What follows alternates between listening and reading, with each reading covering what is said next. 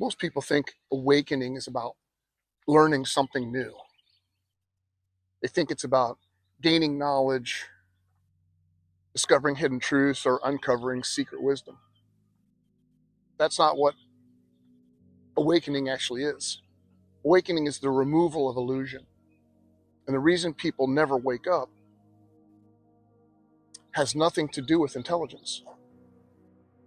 Some of the smartest people in the world remain completely asleep. Because awakening requires something far more difficult than learning. It requires losing something. It requires letting go of beliefs you've defended for years. It requires questioning identities you've built around your life. And most importantly, it requires being willing to admit, I may be wrong about who I think I am. For most people, that moment feels like psychological death. So instead of waking up, they protect the dream.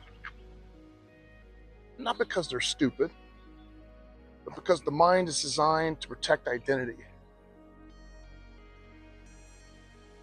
Even if the identity is false. The mind has one primary job: preserve the identity you believe you are. Your beliefs, your opinions, your political views, your social roles. They all become part of the psychological structure we call self. Once that structure forms, the brain begins protecting it automatically, not logically, emotionally. This is why people defend beliefs they've never deeply examined. Why someone can be presented with clear evidence, and instead of curiosity, they feel anger. Because the brain interprets a challenge to belief as a threat to identity. And identity threats trigger the same survival circuitry as physical danger. Your nervous system literally reacts as if something is attacking you. So instead of examining the truth, the mind defends the story. And the stronger the identity, the stronger the resistance to awakening. Have you ever noticed something strange? When truth challenges someone's belief, they often respond as if they've been personally attacked. Not intellectually challenged, attacked. That reaction reveals something very important. It means the belief is no longer just an idea. It is fused with identity. The person no longer saying, I believe this. They're unconsciously saying, I am this. So when the belief is questioned, the ego interprets it as, I'm being questioned. And if that continues long enough, eventually, someone must face a very uncomfortable possibility that what they believed about themselves might not actually be true. The moment is the doorway to awakening. But most people close the door because letting go of identity feels terrifying, even when the identity is limiting. Real awakening comes with a cost. A cost most people don't realize at first. You begin to see through the things you once believed in. Ideas that once felt certain now look like conditioning. Roles you once played confidently start to feel artificial. Even parts of your own personality begin to look different because you start realizing something profound. Many of the things that you thought you were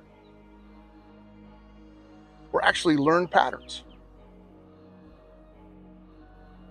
Family conditioning, cultural influence, and social programming. None of this means those things were malicious. It simply means they were inherited. Awakening is the process of seeing clearly what was chosen consciously and what was adopted unconsciously. And that level of honesty requires courage. Because once you see something clearly, you can't pretend you didn't. So why do some people wake up? What makes the difference? It usually isn't comfort. It's disruption, pain, loss, failure. Moments where the identity someone built no longer works.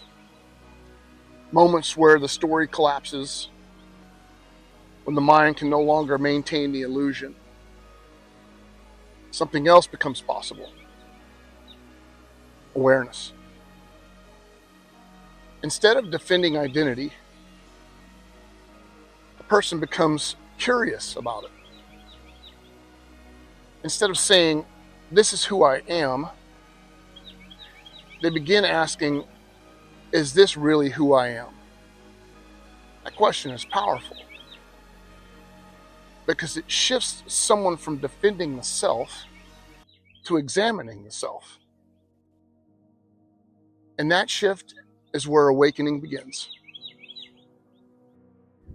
Awakening isn't about rejecting everything you once believed. It's about seeing clearly. Seeing where your thoughts come from. Seeing where your reactions come from. Seeing the patterns running beneath the surface. And once you see them, you regain something powerful. Choice. You no longer react automatically. You respond intentionally. You're no longer controlled by unconscious identity. You become aware of it. So here's the path. Question your certainty. Notice when your emotions spike during disagreement. And instead of defending immediately, become curious. Ask yourself, why does this bother me? Is this belief something I examined or something I inherited? Awakening doesn't require perfection. It requires honesty.